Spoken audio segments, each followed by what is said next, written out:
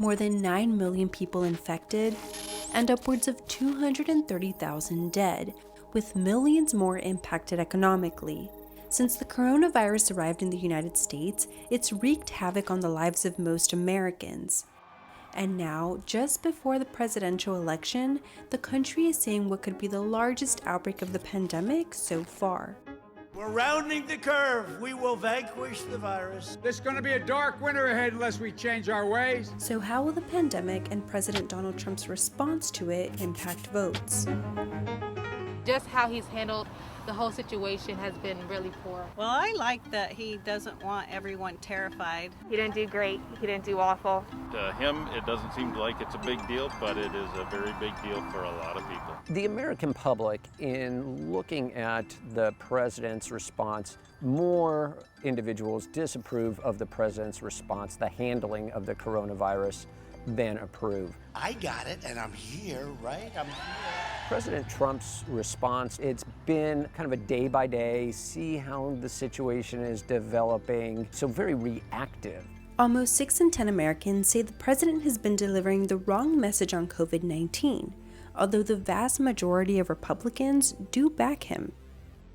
Not only do we have party differences, but there are differences based on locale and how badly the pandemic has hit certain areas. Arizona began seeing a small shift favoring Biden earlier this year, but as COVID-19 cases spiked there in the summer, Biden's lead also grew. Then there's Wisconsin. In 2016, Trump won by a small margin. And this year's contest was relatively close for most of the year, with Wisconsin avoiding a major outbreak. But now, as cases peak in October, the state is among the highest in the nation in per capita COVID-19 cases. And new polls put Biden ahead between 7 and 17 points. And Texas, a historically Republican state, is being considered a toss-up just as it enters its second spike in coronavirus cases. This flag represents a mother or a child or a lover or somebody's confidant. This artist has created a memorial for coronavirus victims in Texas. He says the pandemic has changed how he thinks about politics.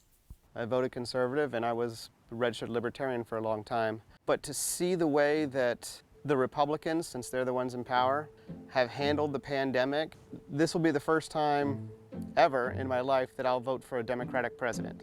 The pandemic isn't the only driver changing people's votes. There are very few true Republicans, committed Republicans, who are going to cross party lines and vote for Biden as a result of the coronavirus.